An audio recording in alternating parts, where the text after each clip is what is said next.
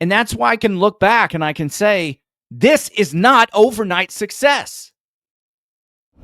The product of what we have is not overnight success.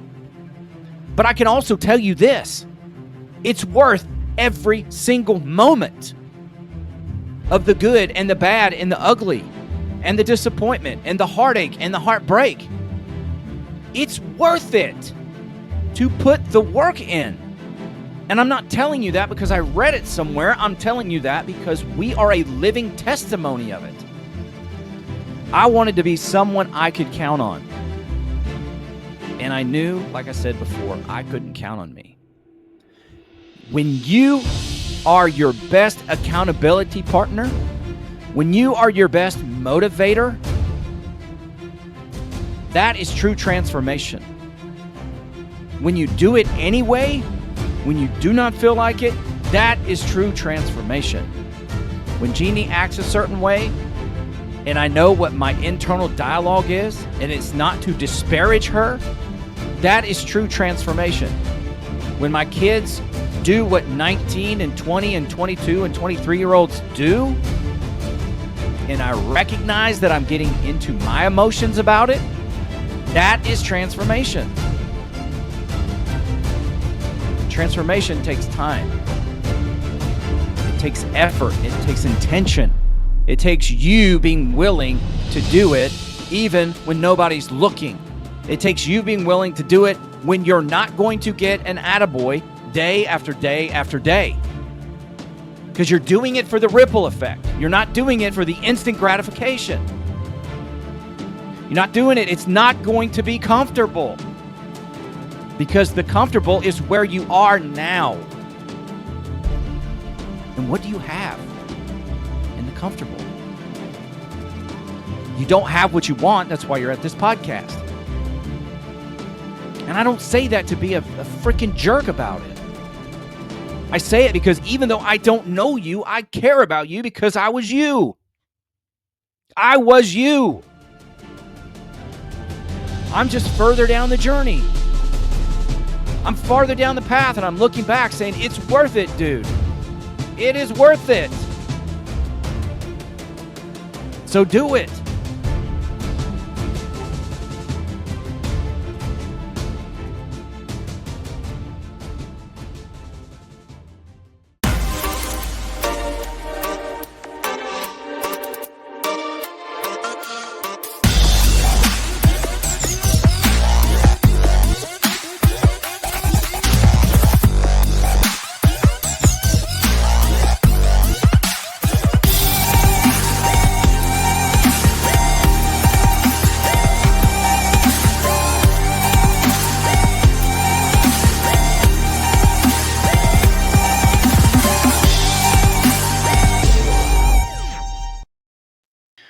Welcome back to another episode of Man vs. Marriage. It is I, your humble servant, the Q-Dog, in the Moran family studio with my lovely wife, Jeannie Moran. Jeannie, what is going on? Lots of stuff. There is lots of stuff going on. One of the things, there we go. It finally worked. Having a little issue there with the button. Hopefully you guys didn't have any issues hearing it. But we are here today to continue on in this series of where do I start? It's funny, I recently had someone prospecting business from me, and this human being emailed me and said, hey, I reviewed your shows, and every show has a different episode, so YouTube can't figure out what you're trying to say because everything is different. I said, well, that's a very interesting observation. And I went through the last 6 episodes and said, well, here is the theme that goes along with every single one of them, which is where do I start? And the 5 before that had this particular theme as well on the title. And I said, secondly, YouTube and Google are a $400 billion organization, and their chief thing that they do, or their primary goal, is to be the best search engine in the world, if you will. And so I just find it interesting for you to tell me that you can't, that I have none of this and that they can't figure out what I'm doing. And so they're fishing, because I get the same thing with my books, and it floors me because it's, oh, I came across this book and it's got this and it's got this and the emotional pull and the heartstrings and this, and it kind of gives you basically the blurb correct with the twist. And then at the end, it says, that they would love to help me reach others with this book. My favorite, though, is that they've read a book that I haven't even written yet. It has a title and a pre-order with a blurb, but there is nothing else to this book anywhere where anybody could get to it but me. It's all written on paper. Yep. And it's like, oh, well, I've read this and it was just gut-wrenching. And I'm thinking, if you know what I wrote before I knew what I wrote, you're pretty good. I got some questions. That's right. That's right. I always know when Fill somebody's doing that, when they say, hey, what you and Coach Rita are doing is awesome. I love this in your recent episode. And I email back and go, Coach Rita hasn't done the program with me in 7 years. Try that again. Anyway, I just thought that was something that's funny because it kind of goes along with this theme, which we're going to be doing for a little while here, which is where do I start? And what is the reason for that? The reason is because you guys in our catalog, that is the top downloaded series that we've done over the course of time because people want to know where to start. The goal for today's show is to help you understand how long it's going to take to get results, because that's what people want to know. You want the shortest distance between 2 points. You want to get the hack when it comes to the body and the relationship, maybe even the books and the studying. You want the cliff notes, the whatever it is for dummies, and you want to be able. You're singing a song right now. I know. I knew better.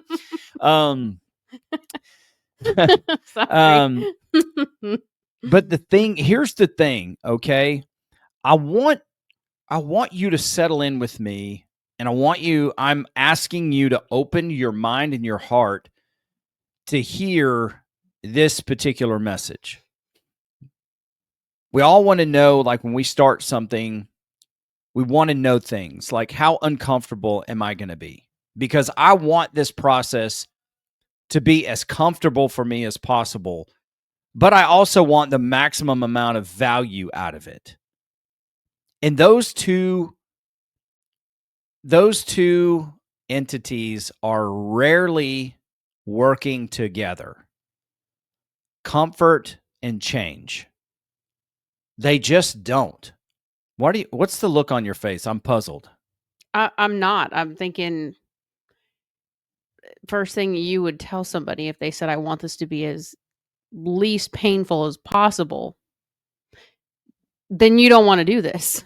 I mean, it's going to hurt to go through some things. You don't lose weight and build muscle without some kind of pain to get through it. There will be discomfort. You need to know that up front. The other thing is that the most comfortable process is what you're doing now. Yeah, it could get a lot worse. Being comfortable is what causes you to get dull and complacent. Being comfortable is what causes you to get bitter towards your spouse. Being comfortable and being unintentional and very selfish and self-seeking is what has got you, it got me, it got Jeannie in the predicament in which we found ourselves.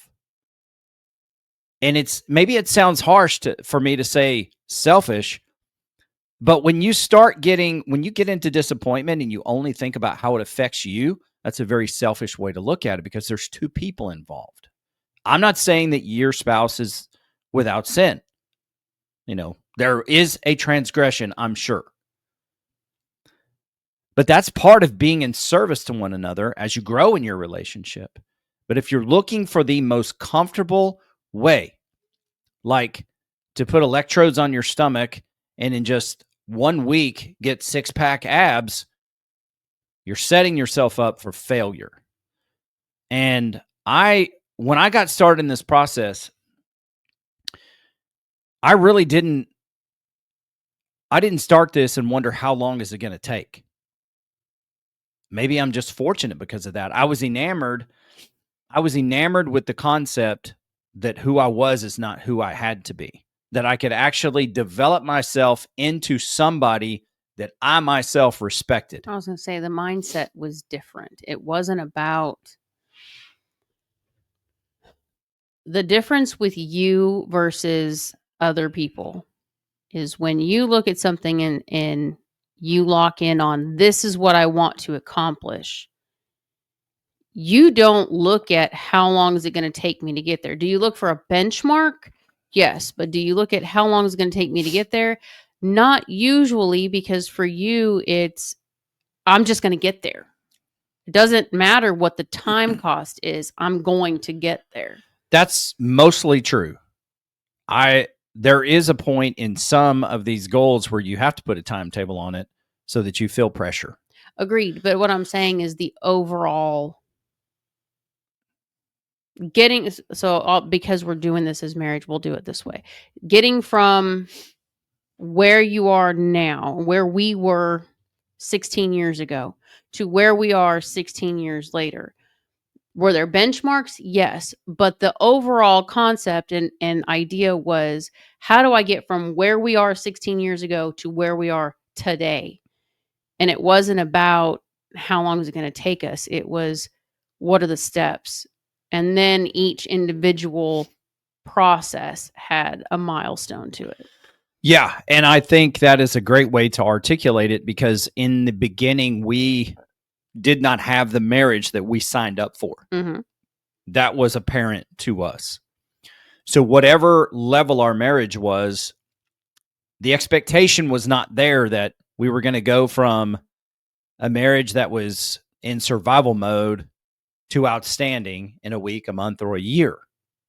And as a matter of fact, I don't remember when it was that we both began to notice, hey, we're actually different.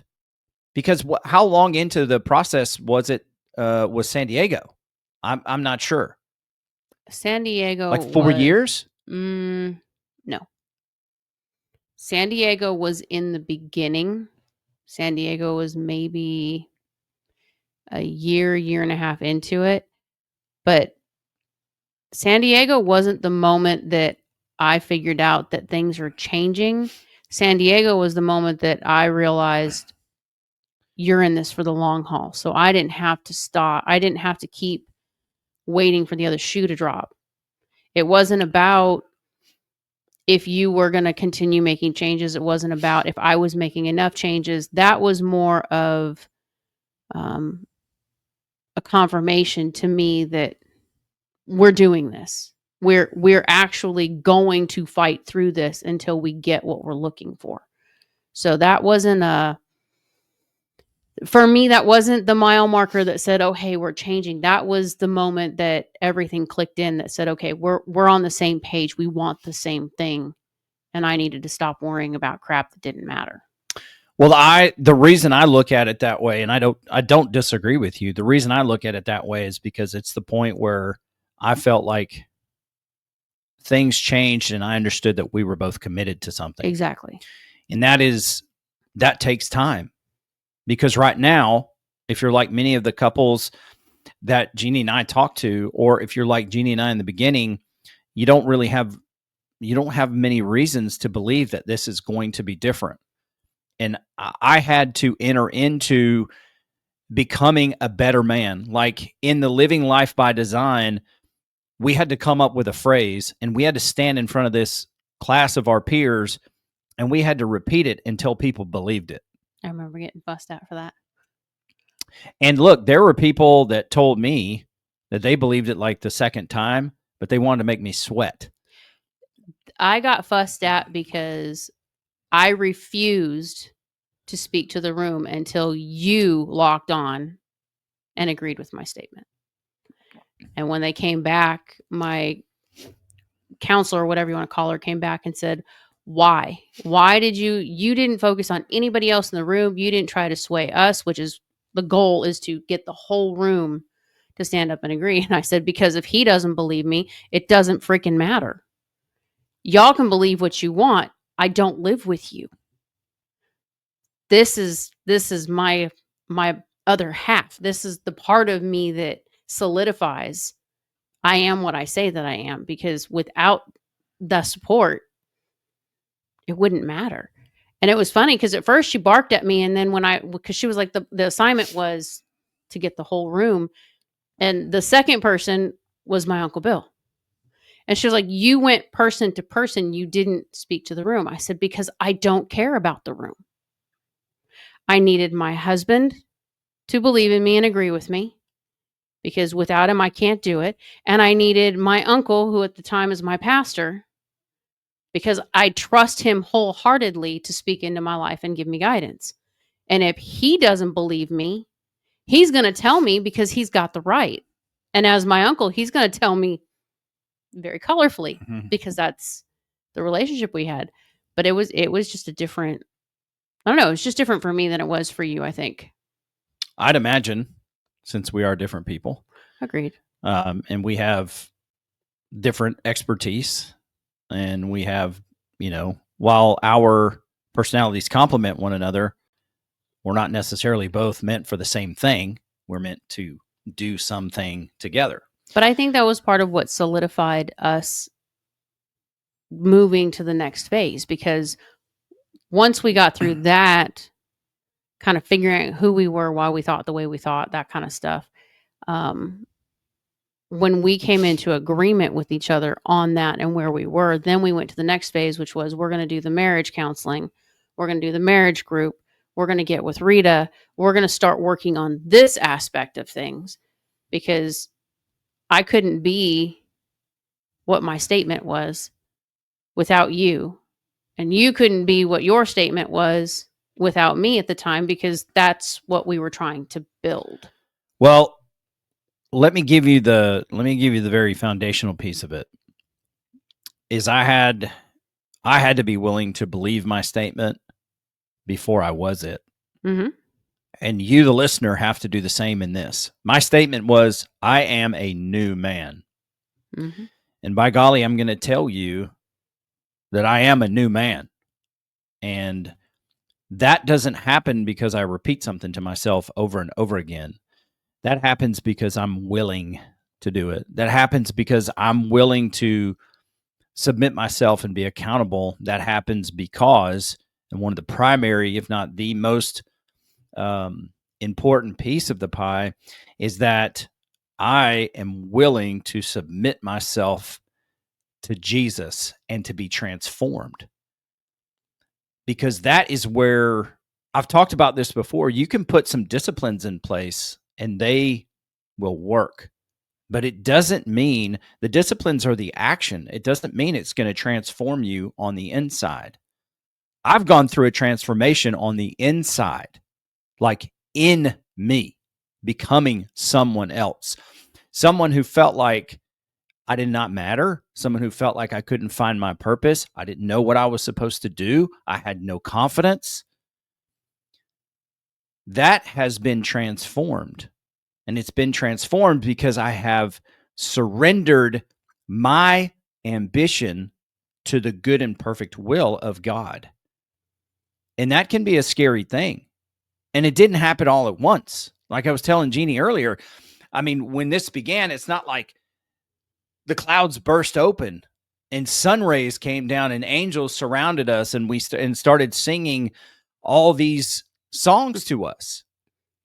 And that's something that I think all too often, because of movies and books, etc., people are waiting for an event to take place in order to feel like something has changed and they've made it. But I had to be willing to believe that I was the statement that I was making before I became that. And then each and every day, I had to get up with the mindset that I was there to do work. Because there's something bigger. It's like the ripple effect that we talked about in the last episode. If you haven't heard it, go listen to it. The ripple effect is, what happens when I do this? Because you can look at it as in, if I don't do this, what happens? But if you look at the side that's more promising, for me, it's more promising is what is the positive ripple effect when I do these things? And I have the ability now to look at it and to see the choices that I made and what I was willing to do, the effect that it's had on me, the effect that it's had on you as my wife, the effect it's had on our children as a whole, the effect that it's had on people whose lives we're connected to, the people whose lives that we are a part of on this podcast. I don't mean to make it sound grandiose, but people that are around the world listening to the podcast, because we made that choice, we made that investment. We were willing to believe something that we were not and go after it. This all is possible. I think I observe myself and others see people that have a hit song or have a great, like a hit movie. And you think, wow, we see it all. Everything great is happening for that person. And movies and TV and radio or whatever make it seem like it happened overnight. You're an overnight success, and that couldn't be any farther from the truth. No. What everybody else saw was overnight success. What actually happened was years of grunt work up to that point. Yeah, go back, like your favorite movie stars, if you will. There's plenty of information about them out on the web. Go check and see. It's likely that they were broke, that they were suffering, that they were the next waiter or waitress years ago that were taking care of people in the local restaurants in LA. And they had to put time and effort and energy. They had to work over and over and over again, just continually going in order to get to that point where they actually finally made it. Now, I look at this. Where do I start? I look at it, and there is no true destination, in my opinion. Because as you grow, as you discover more about who you are in the times where you observe yourself, you're going to understand that there are things about you that need to evolve, that need to change. And so as you grow, your spouse is going to grow, you guys are going to change. And so you will constantly be moving your relationship forward. And I don't mean it to sound like it's a painstaking thing, because it's not. Part of it involves pain, but there's another part of it. Like if you heard some of these shows, like over the past, I would say the last dozen, Jeannie talks about the effect that our check-in has had on her health, her mental and her physical health, her emotional health. Can you put a price tag on that?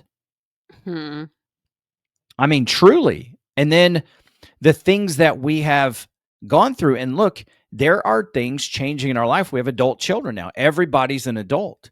People in college, people that are professionals, girls that are now have young men in their lives, and our holiday traditions and things are starting to change. And so this family has built such a relationship where there's an environment where we can get together and talk about things. And so I had one of those family meetings today. And God is good. He will alert you to things, because I have a tendency sometimes to be a buffoon. I just do. Well, it's not just that. It's not just me being a buffoon. No, it's not you being a buffoon. It's sometimes, because we're in the phase of life that we're in, at least I'll speak for me. I can't say for you. I will speak for me, because I know that my emotions are changing. My hormones are changing, and there are other factors that play into how I react or how I respond to things. We don't necessarily always address things in the moment and kind of internalize to evaluate, is this me? Should I feel this way? Is it a selfish thing to feel this way? Am I just having, a PMS day? Like what is causing what I'm feeling? And normally I wouldn't, like, if you would have asked me 16 years ago, I never considered I had had 8 children in the span of 5 pregnancies in 10 years of marriage, and my body went through hell and back Yeah. to have all of them. So my hormones, I mean, we went from my hormones being so low that I supposedly couldn't get pregnant to not only am I pregnant the first time, but now I'm giving off multiples, which means my hormones went through the charts. So to level all of that off and then going into depression and all of the things that we battled with, I never had that mental emotional check. Mm-hmm. I just wrote it out and I accepted, because it's what people do when you're going through something. Oh, honey, you have 8 kids. You've got a lot of stress going on. You've got a lot of this and that. I allowed that to speak to me rather than to evaluate, should I be feeling this way? Why do I feel this way? Is this something that, is me? Is it the situation? Is it us? I didn't know. Back then, I didn't have the understanding I have now. So now we're in a place where we're familiar with those things and we check it, but we don't always address it right away. Like this last thing with the holidays and the traditions and stuff, it came down to, am I emotional today? Is it just hitting me harder because I'm having a day? I don't know. Is it fair, unfair? And then when we got to the check-in, that's when I can voice all of those things and say, okay, this is what's happening. This is how I'm feeling about it. I don't know if I should be feeling this way. And it puts us on a different level of conversation, number one, of understanding each other, number two. And for me, it gives me another person's perspective to say, okay, well, yeah, this is, to some degree, this is the phase of life we're in. Our parents went through it. We didn't like how we handled it when we were their age. So now we're looking at, if our parents would have told us what they felt and what they were going through, what would we have done differently? And then we take that approach to the kids to say, okay, this is what's coming in this span of your phase of life. That's right. This is what it looks like for you. And we understand that, we've been there, but this is what it looks like for us. Mm-hmm. And I'm not asking you to give up. I'm asking you to consider. Truly. Just consider, because there's a lot of things that I think when we're younger, we just don't take it in consideration, because at that point in life, you're just like, I just want to go live my life. I just want to get out there and do things. Totally understandable. But when you're older and you're watching the kids go out and do things, and you're watching some of the stuff that's happening, you're thinking, you might want to come back home and hang out. You might want to come back where you can, because I look at it and I think when I go home, even now, when I go and spend time with my mom and my sister and my dad, it's a different filling of my cup than I get with spending time with you or spending time with our kids. Mm-hmm. It's just a different element that I need, that sets me up and refuels me to move forward. Yeah. But it also gives me an outlook that I didn't think about when I was younger. You have no way to, because, well, I won't say you have no way. It's just not common for your parents to do that. There are a few ways that it happens. Like, there's the lash out. Mm-hmm. There's like, I'm going to treat you bad because I'm upset. But we have endeavored to look at those things. And what you talked about early on is like, okay, should I feel this way? Let me consider what this is that I'm feeling and going through. Mm-hmm. That's called taking responsibility for your feelings. It's awareness. It's taking responsibility for your attitude. It's not just allowing yourself to be so explosive emotionally. And that's what I should say, is taking responsibility for your emotions. Like we talked about earlier this week, honey, things that are upsetting, it's okay to be upset about them. Things that are disappointing, it's okay to be disappointed. Things that hurt, it makes sense that it hurts. It's what you do with it. It's how you work through it. It's how you process it. It's how much time you allow it to live rent-free in your mind. When I've taught us as a family about managing disappointment, it doesn't mean, I've never meant it to be, we just don't get disappointed.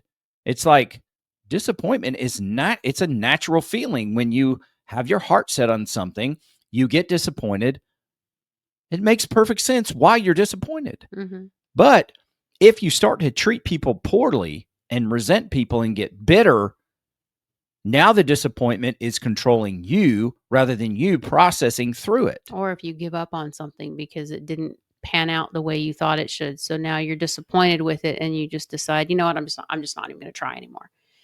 That's something that we have used to teach the kids, because it's something we had to come up against in our marriage. This process didn't work for us, but we still have this issue.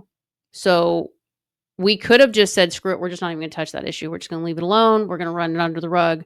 Or we could have been pissed off at each other and argued with each other and continued to hurt each other. Instead, like you've taught the kids, we use it to fuel us. I'm disappointed. It hurts. It sucks. I don't like it. How do I change the outcome? How do I shift gears and make that disappointment fuel? You know, if the disappointment for me is not getting enough time with the kids, because I know that time is dwindling away. So rather than just let it happen, we address it. And we say, look, I'm not asking you to give up what you're doing. I'm not asking you to choose me over anything else. I'm asking you to just consider, I would like to spend time with you too. And put it on the table, because it takes it off of me, because I've now expressed where I'm at. Mm-hmm. And it's your decision to do what you're going to do. I'm going to be here. You choose how you want to take this from here on out. With the kids, when they would try something and they would get disappointed because they didn't get the certain time that they wanted in a race, or they didn't get to a certain level in a team, and they would get pissed off and they would come home and they would be upset. And Dad would say, okay, be disappointed. It's okay to be disappointed. You didn't get what you wanted. It didn't go the way you thought it would. What's next? Rather than, I quit, which is usually the first response. And unfortunately, nowadays, it's very common for people to go, yeah, you should. It's okay. You could quit. You could do something different. If you don't like it, no. If you don't like it, do something about it. Mm-hmm. With our children, thankfully, the message comes across as, okay, you didn't get the time that you wanted. How do we fix that? And we don't give them the answer. We make them question through it and process through it and say, okay, I'm going to do sprints a little bit more so that the end of my race goes better. I'm going to do this I'm going to run a few miles more than I normally do to get my endurance up. That's their choice. Our job is to say, there's the disappointment, feel it, live in it for a second, let it take root for just a minute. Now, what do we do with it? We had to do the same thing with our marriage. We weren't happy with where we were. Mm-hmm. We weren't happy with the hurt that came with it. We didn't like the survival mode. Did it suck in the beginning? Yes.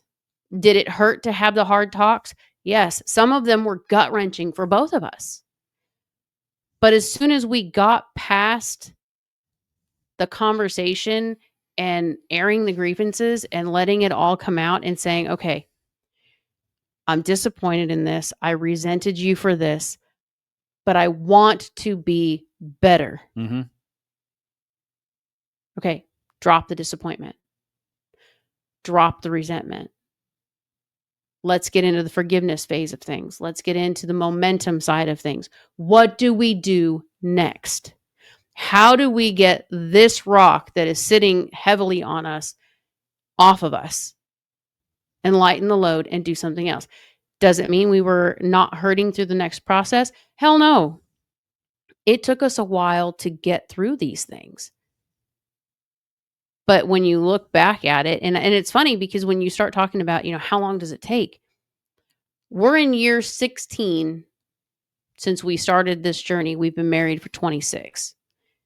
We're still Mm-hmm. working through things that we struggle with, working through the next process of life, working through what does, when you're 20 and people say, oh, well, when you retire, you're like, whatever. When you get to our age and you're looking at, well, when you retire, and we're going, oh my gosh, that's not that far away. Like this is a whole different ball game.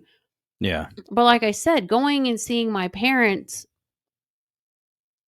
I see the struggles they went through. They're 54 years married now. Somewhere around there, 53, 54. Jamie's 51. So yeah, about 53. It's not the journey that we wanted to take. How they got to where they are now is not the journey that we wanted to take. But I do want to be married at 53, 54, 55, 60 years and have a good, solid foundation, a good, solid, happy marriage. I do want to have family time. I do want to have my grandkids and my great grandkids around to play with and spoil and teach them how to drive their parents crazy. It's the rite of passage. But seeing my parents, that's the cup filling I'm talking about. It's like, it's not exactly the life that I see for us, but it also helps me to look at the life that we want to have at that phase, if that makes sense. So when you talk about how long does this take, you have mile markers, you have moments that you can track, you can actually look back and go, damn, okay, we got past that. I mean, we have moments even now where we talk and it's like, I had a meltdown and I got stuck and I started freaking out. And I was able to turn it around and get out of it a lot faster than I used to. Nobody else would know that but you. We're the only two that really have anything to do with that. But those are the mile markers. It wasn't a huge, like you said, the heavens didn't open. Angels weren't singing. It wasn't anything like that. It was just a moment that I went, huh, okay, I have changed that. It's a major aha. That's that part of me I have finally gained this much control over. Have I completely got it on lock? No, but it's controlled way more than it was 5 years ago. Well, yeah, you're in the process of mastering it. No one's ever going to say that you've mastered it because you're a human being. You have emotions. The important part is to understand that when you're disappointed or you're hurt, and there's varying degrees of disappointment and hurt, you really need to learn how to process through that, how to burn it out, how to work through it. It takes your emotional self and your logical self working together to say, hey, this is what happened. It hurts. Talk through it. Work on a way to get through it. Do not allow it to fester in you because that disappointment will become bitterness. And then and I don't know how you would address this, so I don't know that I'm saying this right. I'll say it and maybe you clean it up. You shouldn't put a time limit on how long this process is going to take you. You can't be like, okay, in 5 months, if this, and this isn't lined up, then I'm done with this and I'm moving on. But at the same time, when you're dealing with the disappointments and the hurts, I don't want to say you put a time limit on it, but you can't let it go too long where it begins to control things. I don't know how to word that correctly. Maybe you can help me with that a little bit better. Yeah, there's a little bit of nuance in it, because if you're talking about what goes on with you personally, you are the one that's in control of your attitude, your actions, and your effort. So you have to utilize the proper line of coaching, and you need to have some accountability. And it really depends on what the goal is. Because if I look back, like part of what I did in kind of setting this up with you, is I talked about the things of we had that attitude, or let me speak in English real quick. We had that episode, what do I want? In this particular line, where do I start? Here's the things I wanted. I'm just going to cover them for you briefly, and then we'll wrap this episode up here. Come in soon. We're going to give you a couple of tools to help you, which in the series alone, we've given you a significant amount of tools. And that's part of the genesis of this episode coming to fruition is you can get a lot of practical things. You can hear them. You can say, wow, that's a great idea. But if you do not employ them, nothing is going to change. And these are not things you can employ over the course of 4 weeks and think that you have arrived. It truly is mastery, like we talked about just a minute ago. It is mastery. And so here's what it is. For me, I wanted emotional control. Why? Because there were people in my life that knew how to push my buttons, and I would fly off the freaking handle. Mm-hmm. And I did not like not having control over my own emotions. Does it mean I never have emotions? No. And people that meet me today, when I talk about who I was, like how emotionally explosive I was, they say to me things like, oh, I could never see that about you. Mm-hmm. And I go, oh, trust me. As kind and genuine and nice as I could be, I could get emotionally ugly very quickly. So like people can mistake my calm sense of demeanor even when there is an emergency going on or something that is like emergent. In my calm demeanor, they can take that and look at it and go, this, you're not doing anything. Or why aren't you freaking out? And it's like, I've trained myself to become this person. I was not always who you're looking at right now, because in times past, if so-and-so would have come to me this way, it was on. Like explosion. Like Coach Rita said, it's go time at the Enos house. And it would be that way with certain people in my life. Yep. And so I wanted control over my own emotional intelligence, as they say. Does it mean I don't get emotional? Does it mean I don't get frustrated? No, because I still have emotions. No, I'm a human. The beauty in it is you still have emotions. You're still human, and you might still feel it in the moment. The difference is I'm not willing to hand over the power to that other person or the situation to dictate to me that emotion has to take control. And that is that's great that you bring that up, because one of the big markers for me is not allowing my circumstances to dictate my attitude. Mm-hmm. And so, like we talked about in preparation for this show, the negative situations that would come my way, I finally had the grace to look at them as a positive for me, because they were locating me. A lot of people like to say that's a test. Okay, whatever verbiage you want to use, it locates me at where I am in the process. Mm-hmm. So a lot of people look at that and say, that's the enemy attacking you. Is it though? Or is it just you're pushing against something, and this is your mile marker to say, have I really passed this? Have I really figured this out? It doesn't mean that you're necessarily being attacked.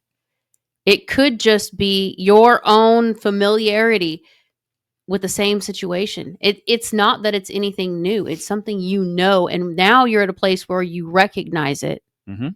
And instead of, oh my God, I'm being attacked and everything is coming at me sideways. Okay, how about taking a step back and looking at it and going, that used to piss me off. Mm-hmm. That used to send my head spinning and freak me out. I'm not doing that now. Okay. Then you have one, nobody's living rent free. The situation is not controlling you, but you also have the awareness. And Quincy and I I do this often. I will tell him, This is what I'm feeling. I'm processing through it. I do not want to go for the jugular at this person. So I'm telling you to be my accountability that if I start, there's certain behaviors that Quincy knows, my tells, that I'm there. I have lost control of it and I'm about to lose my crap. But that's what this process is. As you start learning those things, you have that accountability. So when you do have a moment, because we do 16 years into this, we both still have moments where I lost it. My emotions got the better of me and I lost it. And I didn't mean to. And now I got to go back and clean up my mess. Well, that in itself is a sense of growth. Mhm. And I'm not saying that you do it often and apologize for it, and that means you've grown, because it's No. not. Because what I'm looking at is you're not batting 1,000, but you are actually putting the ball in play and getting on base more times than you are striking out. That's, of course, a sports analogy. But if you are up to the plate 10 times in the beginning and you get 3 hits out of 10 early in the process in the major leagues, I mean, that's Hall of Fame numbers. So you start to gauge that. Now, here's the difference. Listen to me. This is the difference. In the beginning, you start to withhold those emotions. You compartmentalize them so that you can process them. There is a point in time where these things come your way, and not only do you know how to manage the emotions, but that those things no longer affect you the same way. That is transformation. Am I batting 1,000? No. Am I batting at a very high level? Yes. Because, and look, you may be listening to this and it's like, oh, Quincy, why are you talking about Jesus? Because he is the transformer in my life.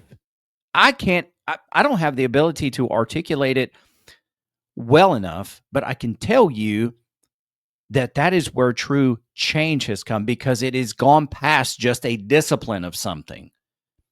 And so it's that transforming that's available to you. Look, here's an example. Jeannie and I can't remember what the topic was about, but Jeannie and I were having a discussion and she said some stuff that really upset me. And I had the opportunity, because ultimately she was not in the right, I had the opportunity to strike back and strike hard at her.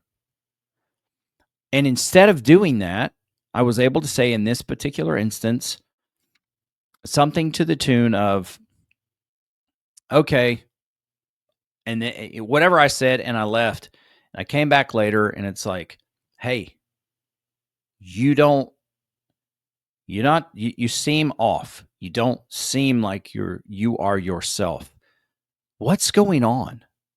I could have allowed her actions, and she can give you examples, I'm sure, of me. I could have allowed her actions and her attitude to set me off about something, when really what she was going through at that time was not about me. I didn't take it and personalize it to me. And when I came back and I talked through it, like, I gave her the time to realize that what she said was a turd thing to say. I'm not putting you on the spot. No, I know what conversation you're talking about. But when I came back and we had a moment to talk through it,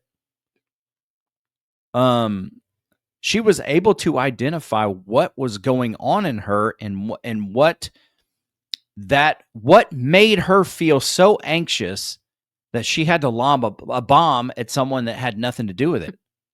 It was going somewhere. You just happened to be the one that walked in the room. And that goes hand in glove with a time that, she was quiet. She was kind of standoffish. She seemed upset. And I made it about myself. I was like, oh, great. What did I do this time? And I talked to her because I decided I was not going to make it about me. And she was frustrated about her garden. And so there are examples that we could both give where if you have no idea what other people are going through, but naturally you assume whatever their attitude is, it is about you. But having that emotional intelligence, and as you start to master that, you can ask questions. And there are times where it is going to be about you. And then how you handle that will be a great indicator or locator of where you are in the process. And so I wanted to have emotional control. I wanted to be healthy. I wanted to be a better man. What does that look like? Well, you have to get an idea or a concept of what that looks like. You need to write it down. And here's a big one. I wanted to respect myself. There's nothing Jeannie can do to help me respect myself. It has to be work that's done on the inside of me. And how does that start? It's when I say, Quincy, you're going to do, then I do it. If I don't do it, now I'm breaking trust with myself. So how can I actually respect myself? It has to do with my words and my deeds match. It has to do with how do I act when no one else is around? Am I doing the right thing when no one else is around to see me? Because that's what makes me respect me, is to know what's going on inside of me, to understand what the conversation is, to know what my integrity looks like. And then when no one else is around, am I doing what's right? Because if I'm not, then how can I turn around and how can I coach and challenge my family to do the same thing? And that is important to me. It is important to me to live a life of excellence. Does that make me better than you? No, because I'm not comparing myself to you. I'm comparing myself to me. And do I respect me? It goes hand in hand with I want to trust myself. And I knew the only trust I had in myself was that I was going to let me down because I did it over and over again. And while I was letting me down, I was letting you down. And while I was letting me down, I was letting our family down. That's the internal work that you do. That's the stuff that you begin to gauge because you start to talk. We all have a conversation going on internally. Every one of us do. Mm. And so when that stuff starts to speak and it lines up with who you say you want to be, in spite of what your circumstances are around you, now you know that you are transforming. How do you transform? Well, I talked about Jesus. That may not mean anything to you. So biblically, it talks about transforming by the renewing of your mind. You have to fill your mind with new things in spite of what you used to do, in spite of what you used to say, in spite of what you used to believe. You have to fill your mind with those things. And when it comes time, you have to make the choice in front of you. And that's why I can look back and I can say, this is not overnight success. The product of what we have is not overnight success. But I can also tell you this, it's worth every single moment of the good and the bad and the ugly and the disappointment and the heartache and the heartbreak. It's worth it to put the work in. And I'm not telling you that because I read it somewhere. I'm telling you that because we are a living testimony of it. I wanted to be someone I could count on. And I knew, like I said before, I couldn't count on me. When you are your best accountability partner, when you are your best motivator, that is true transformation. When you do it anyway, when you do not feel like it, that is true transformation.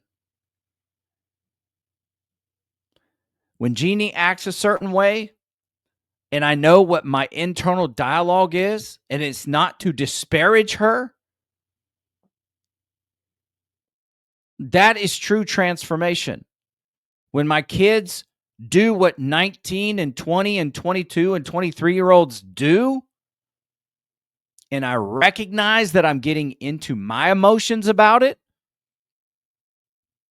and I compartmentalize that so that it can be processed and it can be dealt with accordingly, that is transformation. And transformation takes time. It takes effort. It takes intention. It takes you being willing to do it even when nobody's looking.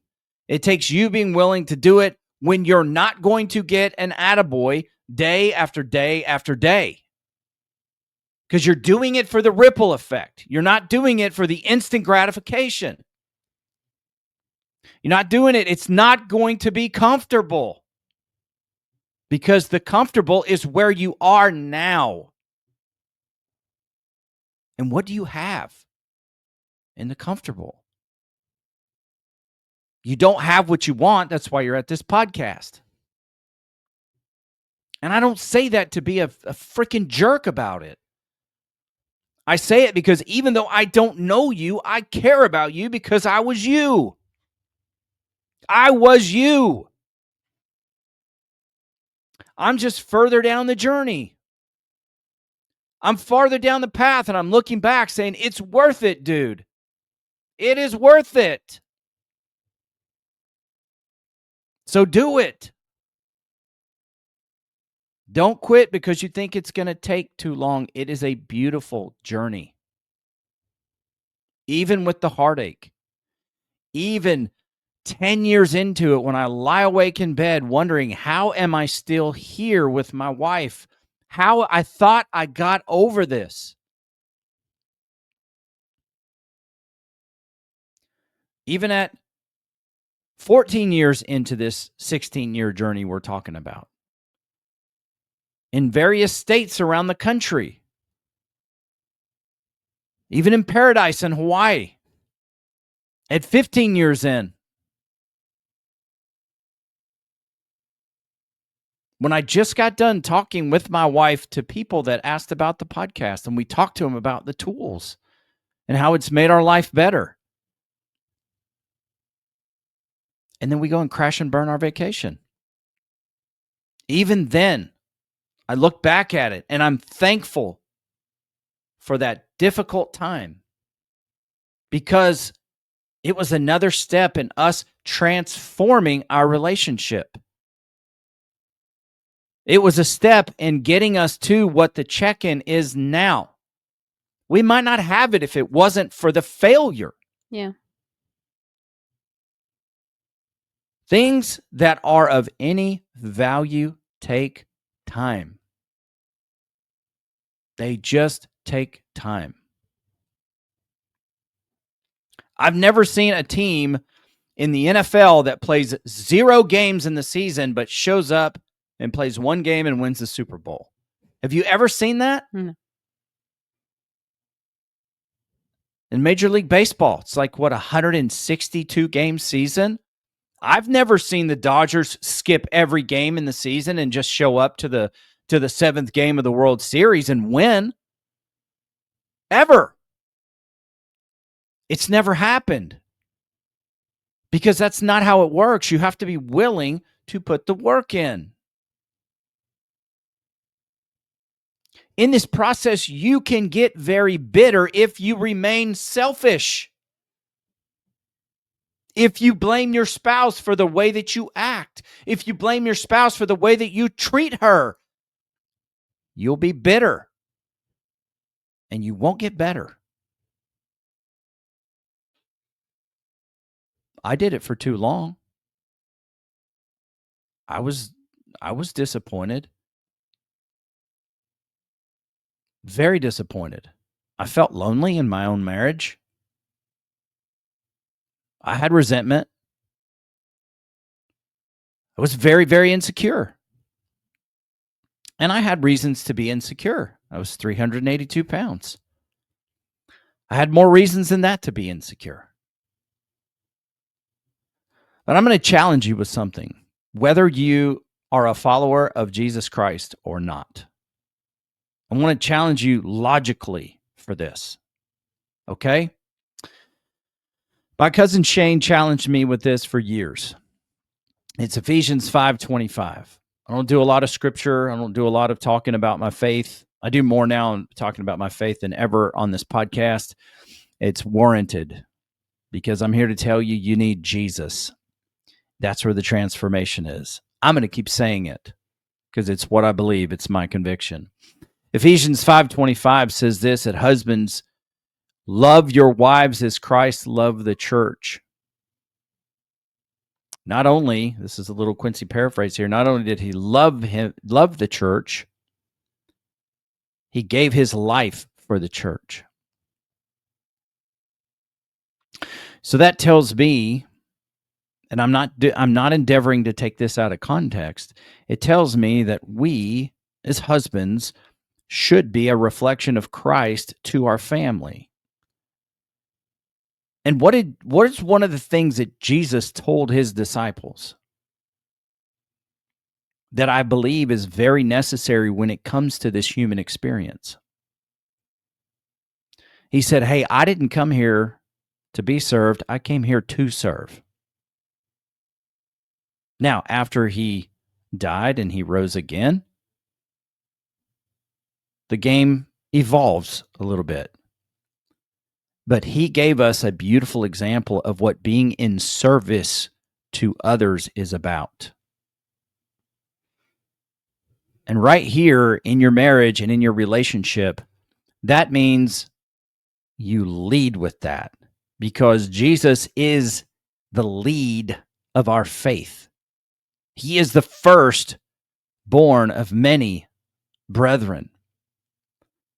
So how are you representing Christ to your family? With how you love them, with how you serve them? That is a very, very important question that I have for you. Because I, myself, am a reflection of Jesus to my family, whether they recognize it right now or not. And I take that very seriously. And I'm here to challenge you to say, don't continue doing what is easy. It's time to do what is necessary. And that thing that is necessary is building your first ministry. Please don't look at it just as a faith or a pastoral thing. Your first mission, your first ministry is to your family. It's to your people. It's to the ones that live under your roof. It took me a long time to learn that. And we still have struggles to this day with that. Because in our life, autism presents a particular brand of challenges. It's very humbling to me. People do say a lot of nice things about me. But I guarantee you, I'm never going to get so big-headed that I float away into the great beyond because autism humbles me often. Facts. So, listen, I want to give you this point of view. I want to give you this point of view about your time in changing, about transforming. And I wrote this down. It says, how many times in the movies or in a book do you see the main character finally get on the right path? And then when tough times hit and they have decisions to make, when they're going to make the right decisions, do you feel inspired and do you feel great for them? But when you see them preparing to make the wrong decisions, what does that make you feel? What emotion does that invoke?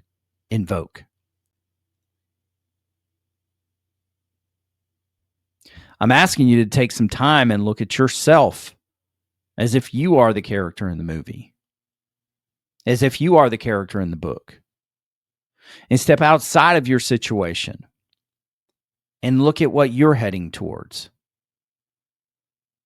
We can all tell the girl in the horror movie Don't go in that room. Don't go in the kitchen where all the knives are.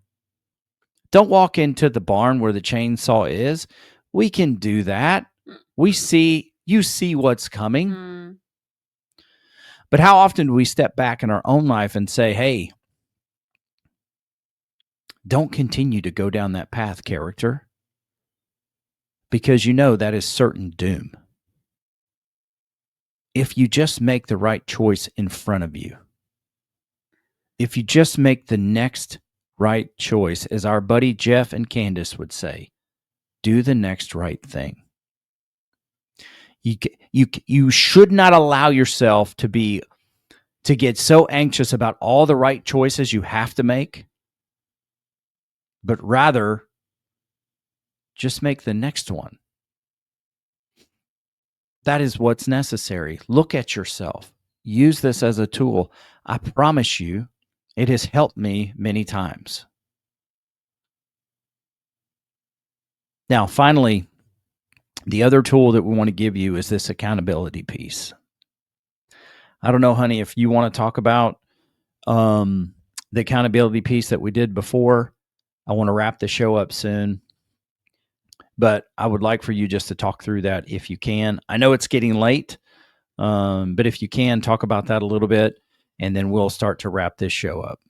Well, for myself, when we started at the beginning, one of the things that I was requested to do was keep a journal, keep track of what I was doing each day, not because it was for you to be able to say, oh, well, this happened and, I wrote it down and I can come back and argue with you about it. It wasn't that. It was to track my own behavior.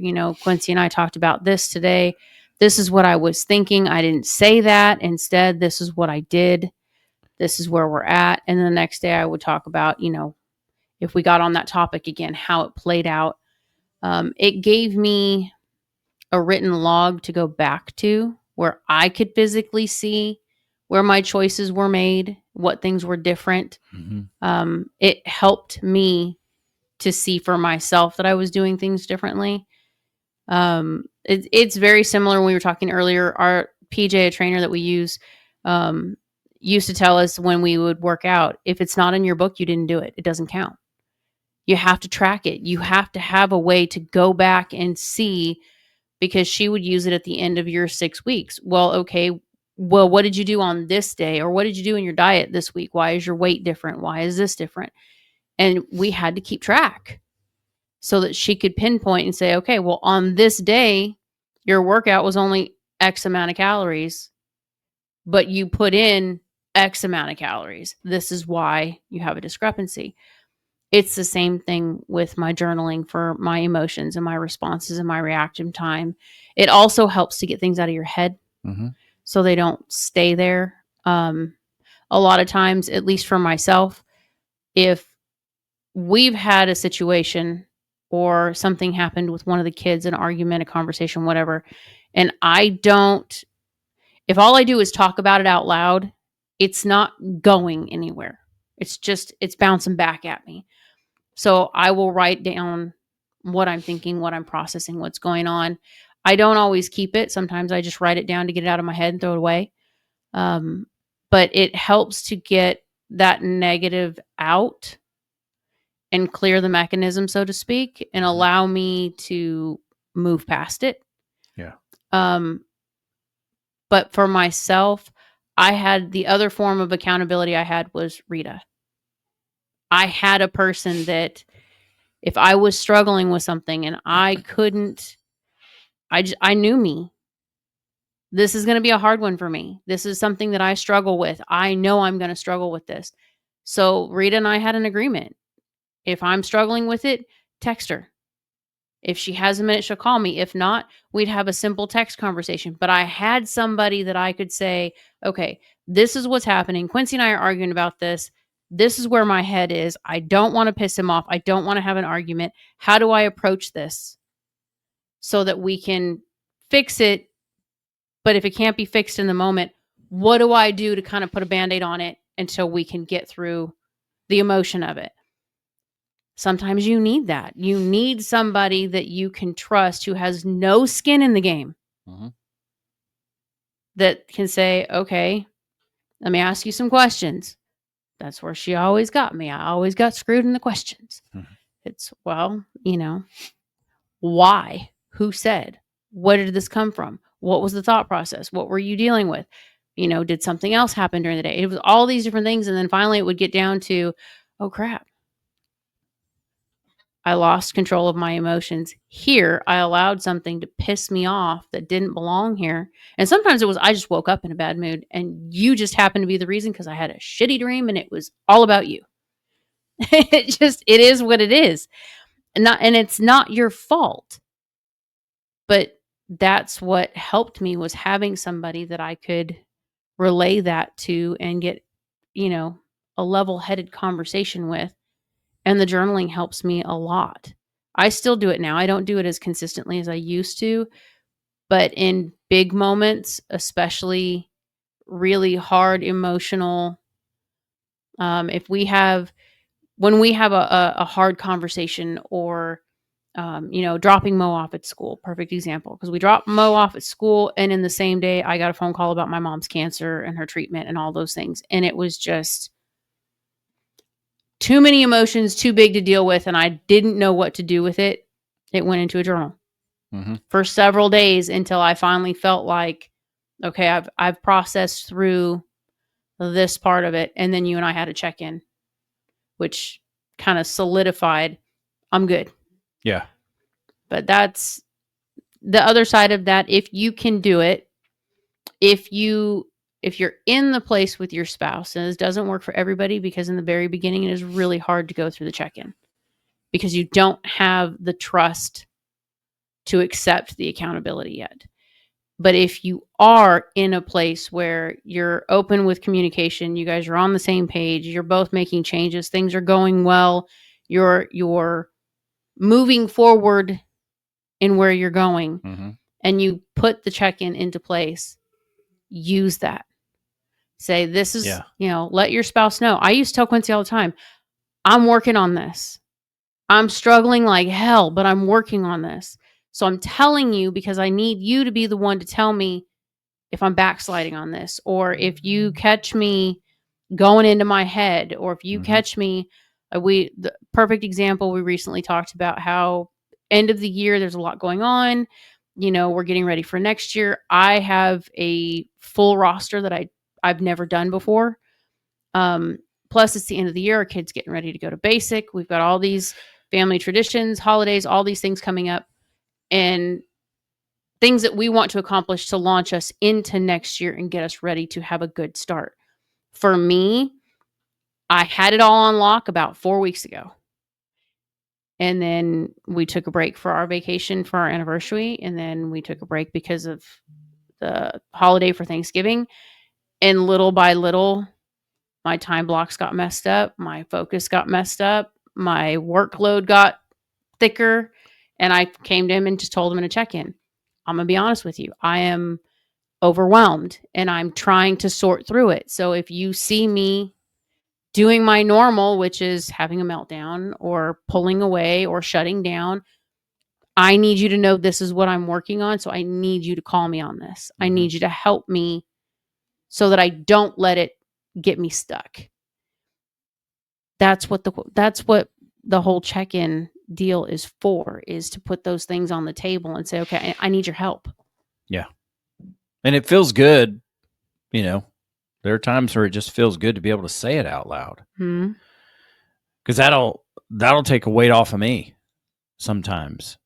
And it doesn't even have to be a hard topic between you and I. It's just me being able to admit some things that I'm frustrated and struggling about. And so that is my challenge to each of you listening to this podcast. And I just don't have anything to add to it. I just go back to the piece where I talk to you about the journey and that it's worth it. And I assure you, after all this time, it is definitely worth it for Jeannie and I. And she'll tell you for herself, I'm telling you for me, it's been worth it. And there's so much more ahead of us as far as our relationship goes. Just so much more, so much deeper for us to grow in love and intimacy, connection, and friendship. Because we're making memories all the time. And so I want to leave you there with that. If you find yourself and you need some accountability, you want some accountability, you have the email address. It's in the show notes. So I encourage you to use it. It's Quincy at MVSMpodcast.com.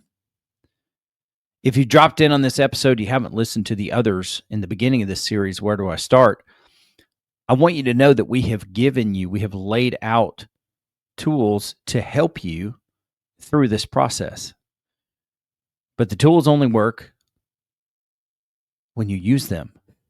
And they truly only work when you learn how to use them and then use them effectively. So please go listen again. And I'm going to ask you not just to listen to the episodes once. I need you to put it in a rotation so that when you learn a little, you can get refreshed. You can get refreshed on what the tool means, because as you grow, as you gain experience, you will have a fresh perspective on what this tool looks like. You can only see it. You can only see it from a certain perspective right now. So that's it. That's this episode of Man versus Marriage. I'm proud of it. I'm glad that we took the time to do this episode. And Lord, I thank you for putting this episode on my heart.